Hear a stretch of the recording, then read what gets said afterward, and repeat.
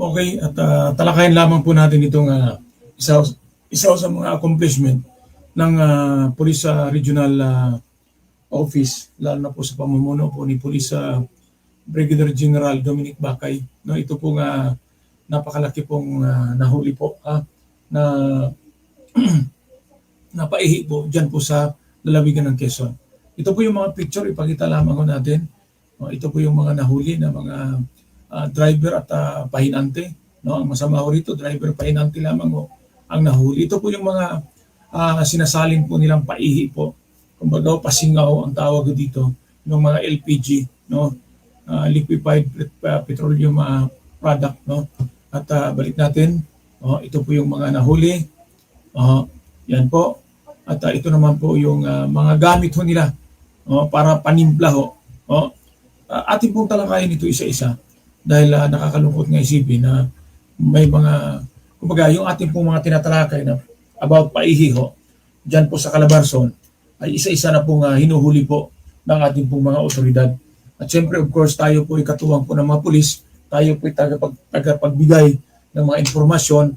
Ang pinakamaganda lang ho dito ay kung makarating po sa kanila. No? Pakishare lamang po ng ating pong programa sa hapon na ito. Sabi nga ho dito, ibang klase talaga itong bagong Police Regional Director ng Region 4E o Calabarzon, no? Na si Police Brigadier General Dominic Bacay, no? Dahil pagkaupo niya, trabaho agad, walang personalan.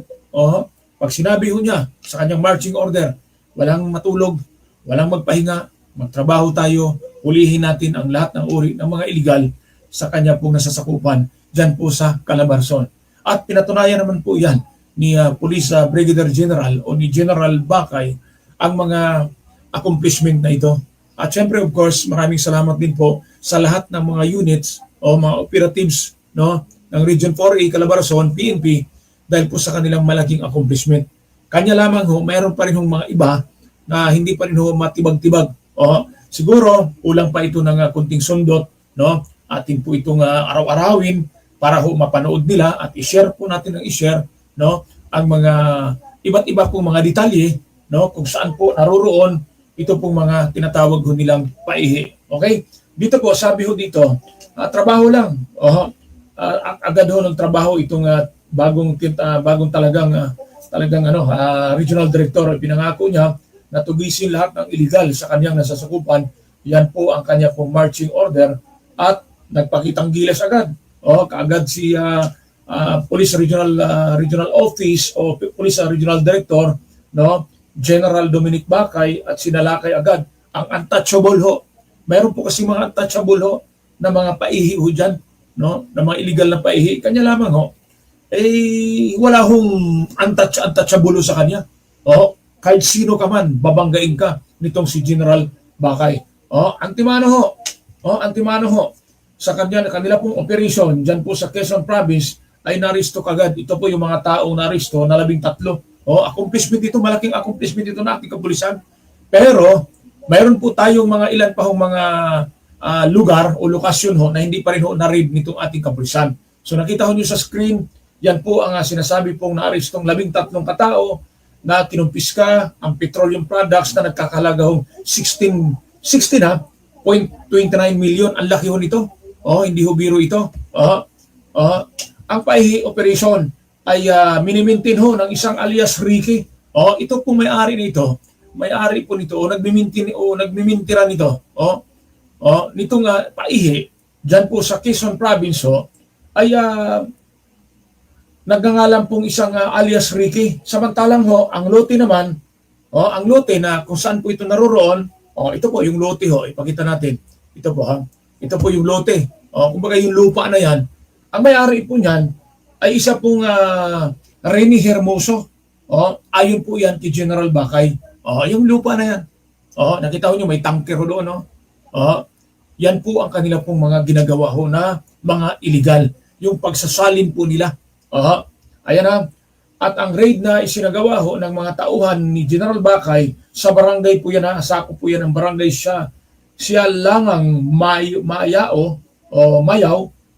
Sialangang Mayaw, Lucena City, Quezon Province, ay upang tuldukan na ang paihi. operasyon sa Calabarzon area at upang pigilan na ang pagsabotahe nito sa ekonomiya ng Pilipinas. Malaki po itong problema sa bansa natin. Ito pong usaping paihiho sa mga petrolyo, kasama na po dyan ang LPG at iba pa. Matindi ho yan. Ayon kay General Bakay, ang red ay bunga ng isang linggong surveillance ho yan. Case build up. Hindi ho biro ito, isang linggo ito pinag-aralan nila.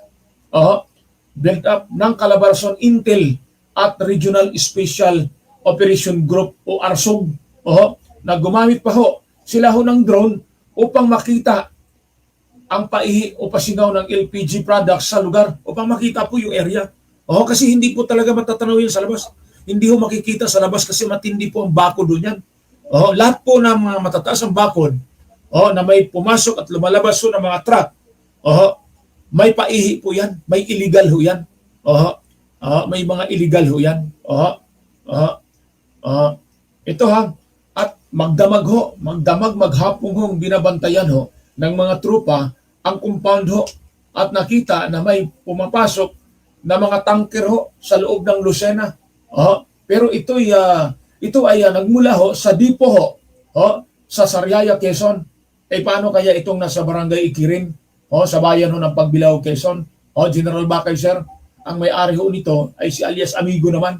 Kumusta kaya ito, General Sir Bakay? Malapit na lamang ho ito sa kabila lamang ito ng Lucena. Ito pong Barangay Ikirin sa bayan ho ng Pagbilao, Quezon. At hanapin lamang ho ninyo itong si alias Amigo dahil isa rin po itong untouchable din. Kaya palagay ko untouchable itong si Amigo, alias Amigo, diyan po sa Barangay Ikirin, sa bayan ho ng Pagbilao, Quezon. Gawa nga na hindi ho na mahuli-huli pa. So, kahapon ho, tinalakay natin yung pong dyan po sa Star Tollway, exit ng Star Tollway sa bayan po ng Ibaan, Batangas. Hanggang ngayon nag-ooperate pa rin. Wala ho tigil sa operasyon. Ganun ho katikas itong may-ari ho nitong si alias Chinese Spy. Mantakin ho ninyo. Chinese Spy. Nakarating na ho sa Pilipinas ang mga Chinese na mga membro ho ng tinatawag itong sindikato ng paihi. Kaya kailangan po sa ating mga otoridad hulihin natin ito. Okay, dito ho. So inaantay ho na makapasok yung mga tanker na may kasamang kanister at basyo ng LPG. Ito 'yun. Ito 'yun Ito 'yun basyo ng LPG. Teka lamang. Ayaw mag-ano. Okay. Yan, nakita ko ninyo, mga basiho yan ng LPG. Basiho ng LPG. At saka, pinasok ng mga operatiba ang compound. Yan po ang sinabi po ni General Bakay na nakuha nila ang 13 ho ng mga drivers o mga chopper at pahinante na mismong nagsasalin ho ng petroleum products sa mga kanister. Ito po yan ito po yan. Yan ho. Sa kanilang kanister ho yan. Ang mga petroleum products ay galing ho sa oil depot ng Sariaya, Quezon at dinadaan sa compound para ho bawasan ang karga ho ng 5 container. Pinapalitan ito ng 5 ding container ng methanol para hindi mahalata sa mga gas station o small players ho na nadeliveran ho ng mga tanker na ito. Alam po ba ninyo, mga kabarangay? Alam po ba ninyo, mga kabarangay? Na ang paglalagay ho o paghahalo ho ng methanol sa gasolina ay nakakasira po ito ng makina ayon po sa ilang mga mekaniko na ating pong nakakausap. Ang driver ay binabayaran ho ng 2,500 kada araw o kada container na kanila pong kinukuha, At ito naman po yung na-recover ho ng mga tauhan ni General Bakay, ang 3 tanker trucks, 2 Isuzu Elf trucks, 1 Mitsubishi Fuso truck na naglalaman ho ng 10,000 litro ng LPG, 10,000 litro ng diesel fuel, at 285 iba't ibang LPG cylinders, chemical at hydraulic hoses. Yan nakita ho ninyo. Diesel water pumps, nandiyan ho sa inyong sa screen, at iba pang kagamitan sa paihi. Ganun ho katindi itong negosyo hong paihi. Kahapon ho, ulitin ko, sa Batangas ho ang ating tinatalakay, sa lalawigan ng Batangas. Diyan po sa exit ho ng Star Tollway o ng Ibaan, Batangas. Hanggang ngayon ho, nag-ooperate pa rin ho yung pong tinatawag ho nilang black o bulk oil. Maitim ho itong langis na ito na isinasalin ho riyan. Yan po ang sinabi po sa ating pong informante. At magsisilbing masamang sinyalis sa iba pang paihi operation itong raid ni General Bakay sa untouchable na Pasingaw. Ayos ka, General Bakay, sir. Mabuhay ka. Abangan namin, sir, yung iba pa pong mga binanggit ho namin sa inyo. Una, sir, paki-operate po ninyo ito pong nasa Star Tollway exit ho ng Ibaan, Batangas. Diyan lang mismo, sir. Makikita na ho ninyo mismo na mayroon pong paihi ho riyan. Pangalawa, sir, diyan po sa bayan ho o sa barangay ho ng Ikiren ng bayan ho ng Pagbilao, Quezon. Mayroon din po dyan, sir. Hayaan nyo, sir, pipictura namin, kukuha na namin ng informasyon at upang amin pong broadcast po dito. Tutulungan ka namin, General, sa iyo pong mga accomplishment na para ho matrabaho ninyo. Ito po aking pong tinatalakay. Hindi po natin ito titigilan. Ang ating pong mga tinatalakay ang ating pong programa para ho makarating po sa kinaukulan. At siyempre ho, pakishare na lamang po nitong ating programa. Pakishare na lamang po ha. Yun ho, yan po ang isa sa pinakamatindi yung problema ho sa region po ng Calabarzon. Hindi lamang sa Calabarzon, meron din po dito sa Kamanaba area, pero saka na lamang ho natin yan pag-uusapan. Dahil sabi nga nila, before ho mag-State of the Nation address ang ating Pangulo last Monday ho, abay nilinis muna nila, kumbaga itinigil yung kanilang operasyon base po sa aking informante. Pero ngayon, ipagpatuloy natin, ito'y accomplishment, pero mayroon din po tayong panawagan kay General Bakay, baka ho hindi ito nakarating sa kanya, yun po sa bayan po ng Pagbilao, Quezon. Diyan po matatagpuan yan sa Barangay Ikirin, Pagbilao, Quezon. At yun naman po nasa Star Tollway, exit ng Ibaan, Batangas. Baka naman po, General, pakipasadahan po ninyo at upang pong makita ho ng inyo pong mga intel na talaga pong talamak po itong tinatawag ho nilang paihi. Okay? Dito naman po tayo, magtungo tayo sa lalawigan ng Albay. Ang lupit nito, from Quezon, lumundag papuntang Albay tayo. From Region 4A, Calabarzon, tutungo tayo sa Region 5, sa Bicol Region. Sa lalawigan ho ng Albay, matindi pala ho ang usaping wetting ho o illegal na sugal dyan. Yung wetting ho. Lahat ng klaseng sugal na riyan po sa Bicol Region. Most especially, ito pong lalawigan o province of Albay. So sa Albay muna tayo mag-focus sa ating pong tatalakayin regarding po dito sa isa pong bangka ho ng illegal na sugal na wetting ni Cap Nemo. Sino po ba itong si Cap Nemo? Governor Noel Rosal, sir. Imposibleng hindi nyo kilala ito, Governor Noel Rosal. Governor Rosal. At ganoon din po kay Police Brigadier General Miranda, sir. Magre-retiro na ho kayo. Baka kailangan ho ninyo ng pabaon, kaya hindi nyo ito mahuli-huli. Sir, gayahin po ninyo yung bagong regional director ho ng Region 4, Calabarzon. Kaliwat kanan po ang kanya pong panghuhuli po sa lahat ng uri ng illegal sa kanyang nasasakupan. Baka naman po, General Miranda, sir, ay mag-iwan ka ng maganda hong ligasiya sa aking pong probinsya, diyan po sa probinsya ng Albay, na maipakita mo sa aking mga kababayan na totoo po talagang may pulis sa ilalim ng tulay. General Miranda, sir, wag ho kayong patulog-tulog sa pansitan. Gumising at bumangon na ho kayo. Kayo po ang inaasahan ng mga Bicolanos lalo na po sa mga Albayano na para tuldukan itong issue po o problema po ng waiting sa probinsya ng Albay At ito, sabi nga dito, isang bangka ng illegal na sugal na ang tawag po dito nila ay waiting for nothing o waiting ni Cap Nemo. Yun na po ang tanong ko, sino po ba itong si Cap Nemo na tumataya pinaka big time operator ng waiting sa lalawigan ng Albay. Ang dami nitong nadugas itong tao na ito, itong si Cap Nemo. Ang dami nadugas nito dahil tumakbo ang bagong bangka na si alias Benji na taga Marikina matapos tamaan ng sunod-sunod ng bula na umabot sa 10 milyon. Alam po ba ninyo, nagbigay ng babala ang Police Regional Director, Region 5 sa Bicol Region na si Police Brigadier General Miranda na walang katotohanan ang issue po ng weteng sa nasabi hong rehiyon, lalo na po sa probinsya ho ng Albay. Napanood ko at napakinggan sa isa pong radio anchor ho na in-interview po itong si Governor Rosal na sinabi niya na walang katotohanan ho yan.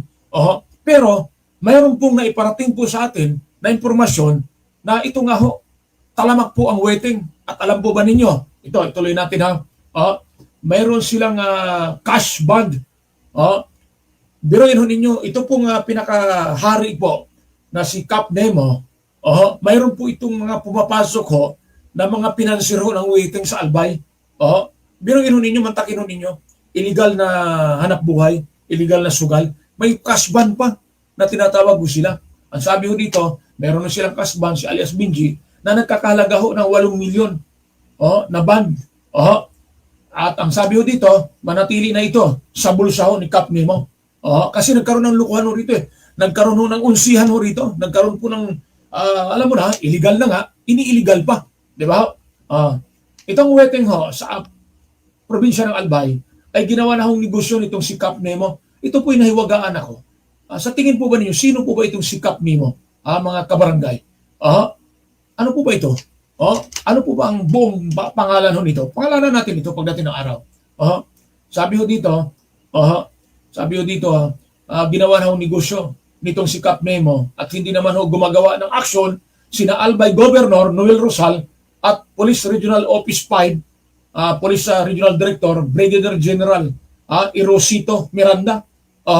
General Erosito Miranda, sir. Kumusta na po? Gising na, sir. Kung ikay patulog-tulog sa pansitan, sir, gumising ka na't bumangon, sir.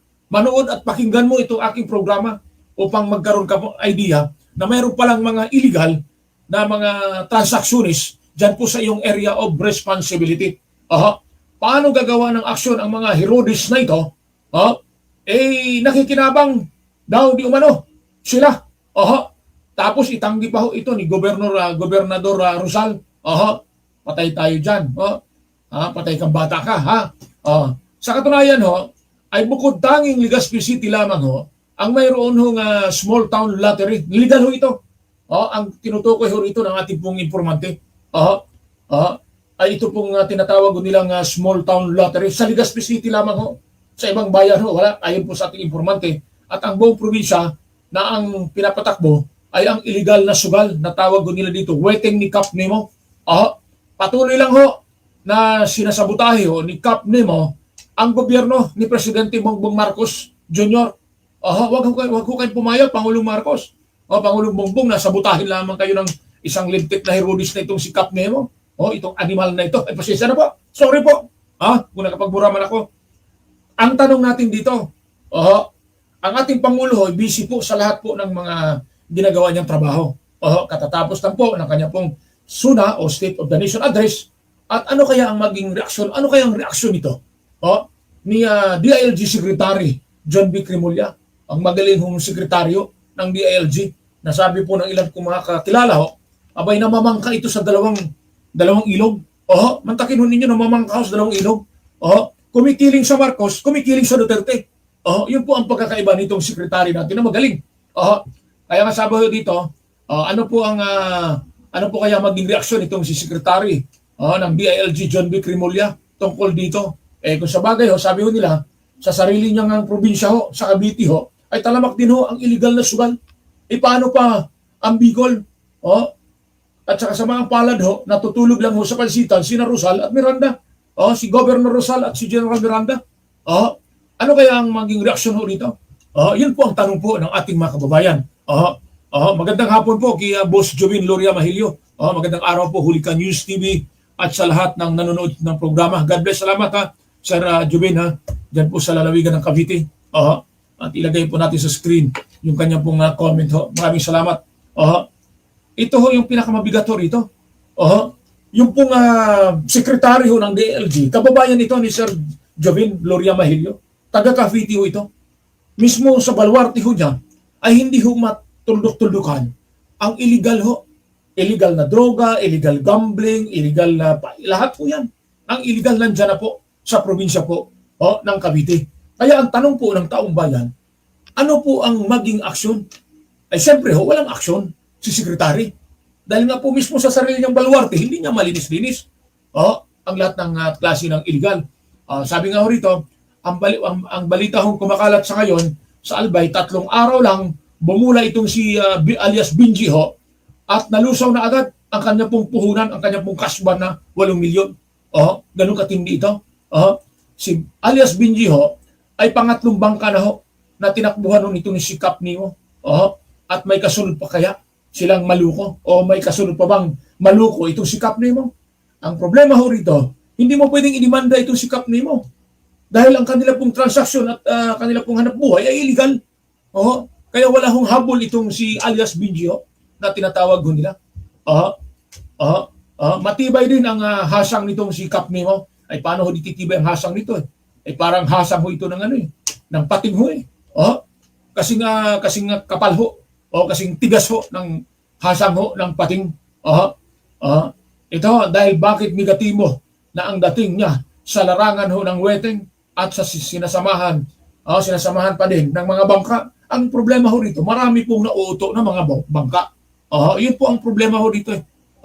Salamat Sir Jovin, thank you sa iyo. God bless all po. Thank you. Yun ho.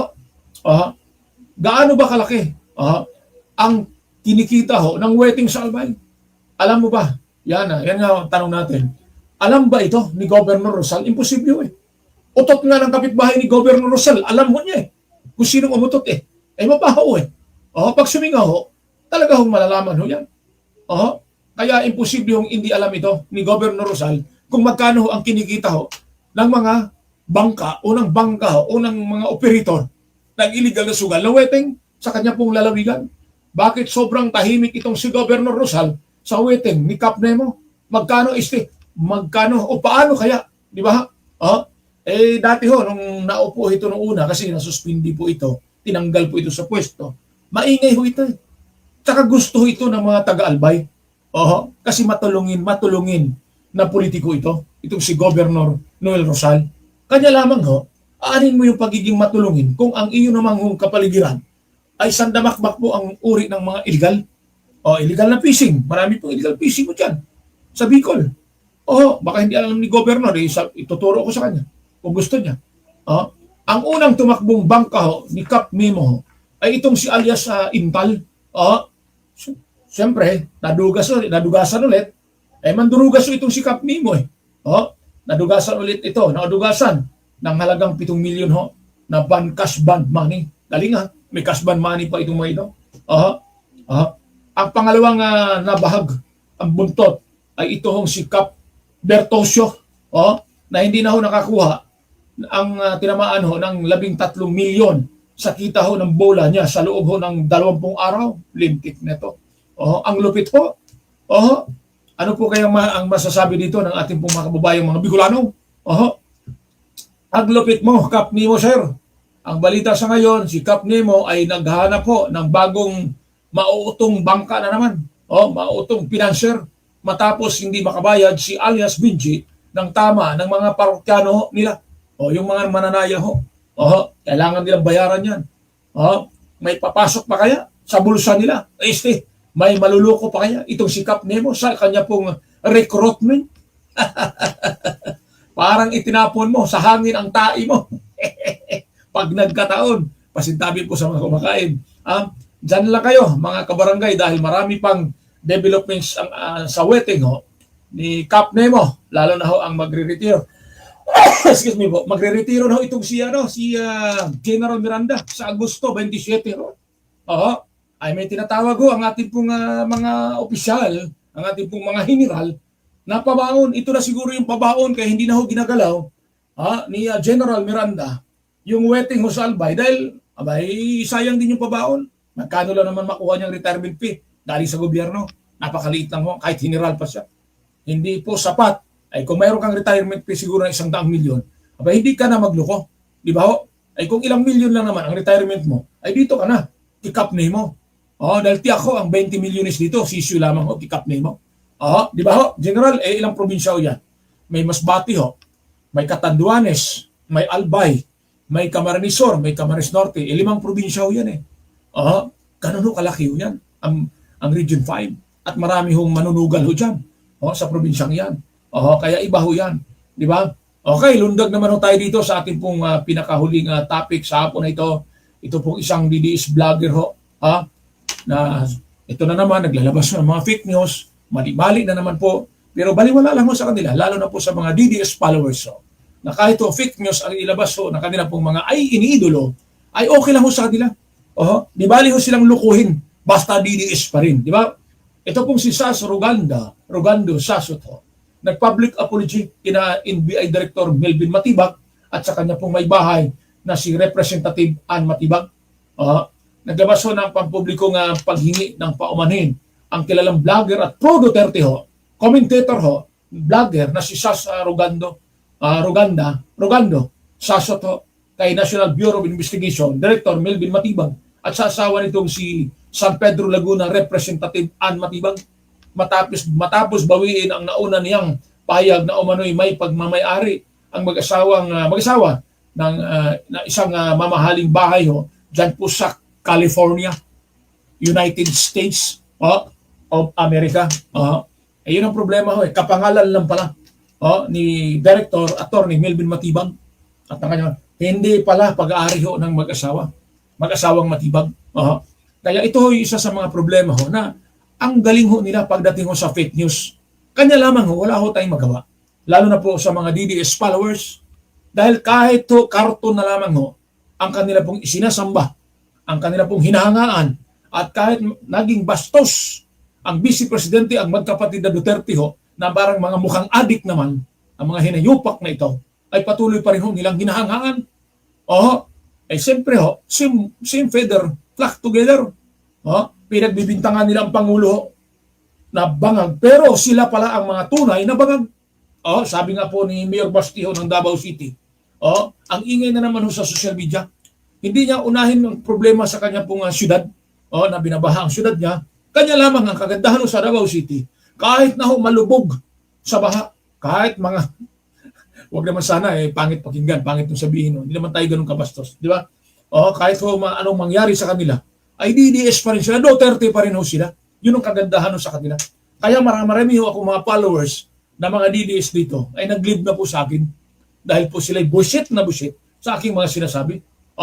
Sa kanyang pahayag ho, inamin ni Sasot na nagkamali siya sa pagkakilanlan ng mga may-ari ng naturang ari-arian matapos niyang muling beripikahin ang mga pampublikong record sa Estados Unidos.